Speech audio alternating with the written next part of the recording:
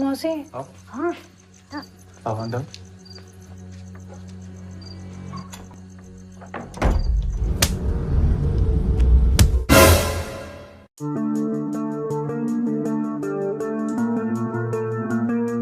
Assalamualaikum warahmatullahi wabarakatuh. Di video kali ini gue akan nyeritain alur cerita dari sebuah film yang dari inti ceritanya menggambarkan betapa bobroknya hukum di suatu negara.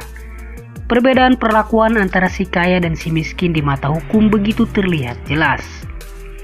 Hati nurani manusia tertutup oleh lembaran kertas yang memiliki nilai, dan mudah-mudahan apa yang digambarkan dalam film ini tidak terjadi di negara kita tercinta, Republik Kongo.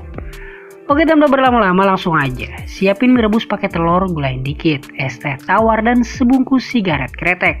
Dan mari kita saksikan bersama-sama. Ini dia Sia. Film berlatar di sebuah desa terpencil bernama Bicaura. Cerita berfokus pada seorang gadis remaja berusia 17 tahun bernama Sia. Ia tinggal bersama kedua orang tuanya dan juga adik laki-lakinya yang sangat ia sayangi. Ayahnya yang tidak memiliki pekerjaan tetap membuat mereka harus hidup serba kekurangan. Untuk memenuhi kebutuhan sehari-hari, sang ibu bekerja di ladang gandum milik warga setempat. Sedangkan sang ayah sesekali bekerja serabutan. Sementara Sia sehari-hari membantu mencari kayu bakar. Seperti gadis desa pada umumnya di sana, Sia hanya mengenyam pendidikan sekolah dasar. Karena kurangnya biaya dan di sana warga yang kurang mampu hanya memprioritaskan pendidikan untuk anak laki-laki saja. Sementara anak perempuan kebanyakan hanya cukup belajar membaca dan menulis yang dipelajari di sekolah dasar. Setelah lulus, kebanyakan dari mereka akan langsung dinikahkan agar tidak menjadi beban keluarga. Mungkin akan berbeda jika pemerintah di sana memberlakukan program pendidikan gratis, seperti negara kita yang memberikan kartu Indonesia Pintar pada siswa yang kurang mampu. Lanjut cerita guys. Di suatu malam, tepat pukul 9.30, Sia terlihat sedang menceritakan dongeng pengantar tidur untuk adiknya.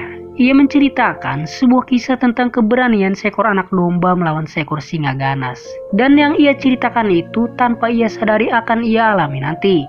मेमने ने राजा शेर से जाकर कहा कि जंगल में एक दूसरा शेर आ गया है. Lanjut cerita guys. Pagi harinya, Sia bersiap untuk mengantarkan adiknya pergi ke sekolah. Sebelum pergi, sang ibu menitipkan beberapa kilogram gandum untuk ia giling. Setelahnya, Sia pun berangkat dengan mengayuh sepeda ontel miliknya. सुमन से बात चलाई है लगता है.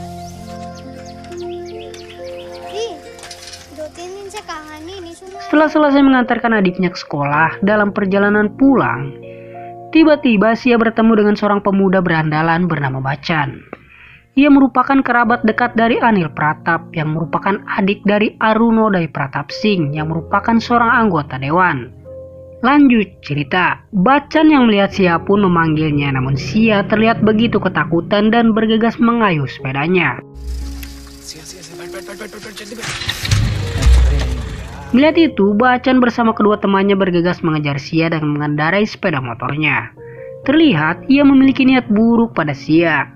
Namun secara tiba-tiba di persimpangan jalan datang seorang pria bernama Mahender. Hingga akhirnya Sia pun berhasil lolos dari kejaran Bacan dan teman-temannya. Mahender yang merasa ada yang tak beres pun menanyakan apa yang Bacan lakukan. Namun Bacan berkelit dengan mengatakan dirinya hanya ingin memberitahu Sia bahwa karung gandum yang dibawanya bocor hingga berceceran di jalan. Setelahnya Bacan pun berlalu pergi. Scene beralih dengan diperlihatkan ibunya Sia yang tengah berjalan menuju rumahnya. Ia ditemani oleh Suman yang merupakan pembantu rumah tangga di kediaman anggota dewan yang bernama Arunodai Pratap Singh.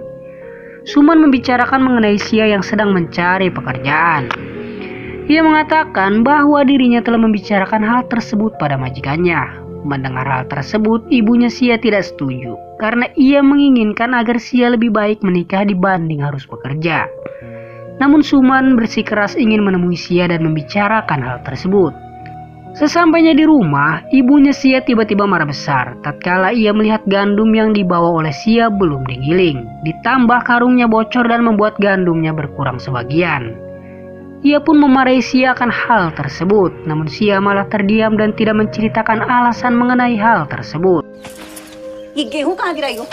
कहाँ की हो तुम? बहुत दिमाग खराब हो गया आजकल. कोनो बात नहीं. Di lain sisi, Suman berusaha membela Sia dan terlihat Suman begitu peduli padanya. Namun anehnya, Sia terlihat begitu membenci Suman hingga berlaku tidak sopan dengan mengusirnya. Melihat hal tersebut, sang ibu langsung menampar Sia. चोट तो नहीं है बाहर निकलिए आप छुए मत हमें यही सिखाया तुमको Keesokan harinya, Sia pergi ke rumah Mahendra. Di sana ia menyampaikan maksud dan tujuannya bahwa dirinya ingin pergi ke Delhi dan tinggal bersama bibinya. Ia berencana akan mencari pekerjaan di sana. Sia mengatakan bahwa dirinya sudah tidak betah tinggal di desanya. Ia berharap bahwa Mahendra bersedia mengantarkannya karena kebetulan Mahendra tinggal bersebelahan dengan bibinya Sia.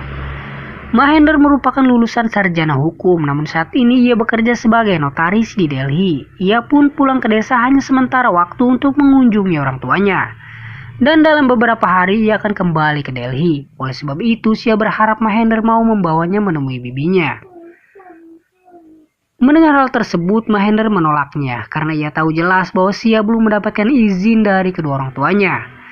Mahendra mengatakan pada Sia bahwa ia akan mencarikan pekerjaan untuknya di desa. Dengan begitu ia tak perlu pergi ke Delhi. Ia pun mengatakan pada Sia untuk menjauhi Bachchan karena ia tahu betul bahwa Bachchan sangat berbahaya. Mendengar penolakan Mahendra, Sia mengatakan bahwa ia tetap akan pergi ke Delhi tanpa bantuan dari siapapun. Setelah mengatakan itu, Sia pun berlalu pergi.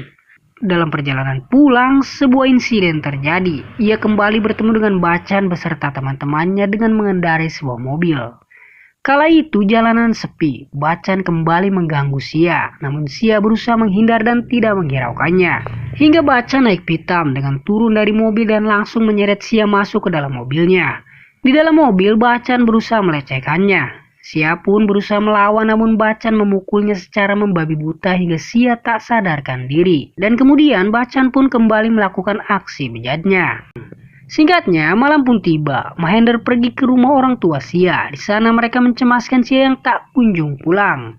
Mereka pun mengira bahwa Sia nekat pergi ke Delhi seorang diri. Namun setelah menunggu hingga esok hari tak ada kabar dari Sia. Mereka juga tak mendapat kabar dari Delhi tentang keberadaan Sia.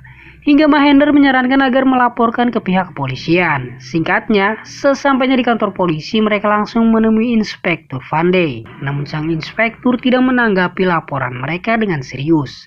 Hal itu karena mereka berasal dari keluarga miskin. Aisyah pun berusaha mengatakan bahwa Mahendra adalah seorang pengacara. Tujuannya agar laporan mereka ditanggapi. Namun karena penampilan Mahendra yang tidak terlihat seperti pengacara, terlebih memang pada kenyataannya ia kini hanya bekerja sebagai notaris. Inspektur Pandey pun merendahkan mereka dengan menyuruh mereka masuk ke dalam kantor dengan melepas alas kakinya. Sesampainya di dalam kantor, sang inspektur malah enggan membuat laporan mengenai hilangnya Sia. Ia beralasan bahwa ini hanya hal sepele dengan mengatakan bahwa mungkin Sia sedang bermain di rumah temannya. Dan kemudian inspektur menyuruh mereka untuk pulang. Dengan berat hati mereka pun pulang dengan penuh kekecewaan. Singkatnya 2 hari pun berlalu. Mereka pun bertambah cemas dan memutuskan untuk kembali ke kantor polisi. Sesampainya di sana, Mahendra menemui Inspektur Pandey untuk menanyakan perihal kasus hilangnya Sia. Namun sang inspektur tetap enggan menanggapi laporan tersebut hingga Mahendra nekat menyebarkan hal tersebut ke media sosial. Singkat cerita, malam harinya Mahendra didatangi oleh seorang reporter yang menawarkan agar kasus tersebut dimuat di surat kabar untuk menjatuhkan citra kepolisian dan pemerintah setempat dalam menangani laporan masyarakat. Singkatnya, berita tersebut dimuat di surat kabar hingga diketahui oleh Arunodai Pratap Singh. Mengetahui hal tersebut, Arunodai pun memanggil Anil Pratap dan menyuruhnya untuk memanggil Inspektur Pandey.